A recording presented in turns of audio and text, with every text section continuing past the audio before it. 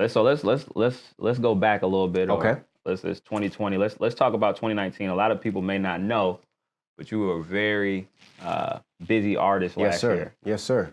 You opened up for Raekwon and Ghostface. Yes, sir. Shouts out to the Woo, man.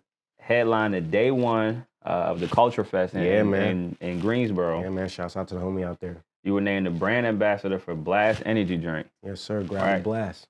While all that was going on, you also managed to drop 2 albums. Yes, sir. And 5 music videos. Yes, sir. And get your hot shit single featured, excuse me, in the Source magazine, and get a placement on Snoop Dogg's compilation Unsigned Artists. Shouts out to the dog, man. So what was it like being featured in the magazine? What was that process like in terms from a local artist as well to make it that far? A lot of people locally aren't able to get to magazines. Like, you gotta understand the time, the era that we came up with, like the Source, XXL, these magazines were synonymous with how we were able to get information about the culture. Yeah. I mean, at the end of the day, so that was like a monthly ritual to go to a magazine newsstand and, read one of those, either standing or, buying it. So to go from that and to actually be in, be featured on, like, these are things that you just can't write those, and it just goes into the hard work and dedication. Because at the end of the day, I'm like one of the hardest working artists. And at the end of the day, that was just like kind of a small pat on the back to let me know, like, hey man, the work is definitely, speaking for itself. And shouts out to the guy, Clinton Place, who produced Hot Shit. So we were able to, get that feature, man. And that was just a big stepping stone for that song and my career as well.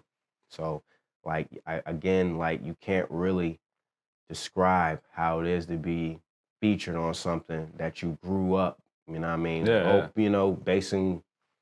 my content off. Like, at the end of the day, 5 mics is still like a standard of how I used to rate something. Like, it was probably like 3.5. Yeah, it was like 4 mics. Nah, this was a classic, man. That's 5 right there. So just this, going off the strength of that, reading those pages, I'm talking about stacks and stacks and stacks of the Source magazines, to the point, man, I used to like snatch them, because I had to have them every month just to make sure I was in the proper standings. Like, January, February, March, April, they all got to be in alignment. So I always had to have the issue.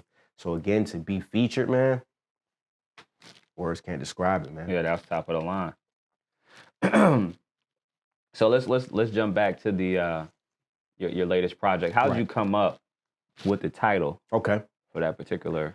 All right. So for those that don't know, diastema is what the actual term of a gap. If someone has a gap, it's not called a gap. It's actually called diastema. So my debut album, which I dropped in 2016, was called Return of the Gap. Now, this was my first album of actually completely original content, of where there's no theme, because back in the day, I released a lot of theme projects, especially around wrestling. Of course, the Trapped in the 90s series, but this was the first like original body of work. So Return of the Gap was something that I always knew, like, I had to feed off of that, build off of that going, for my next projects.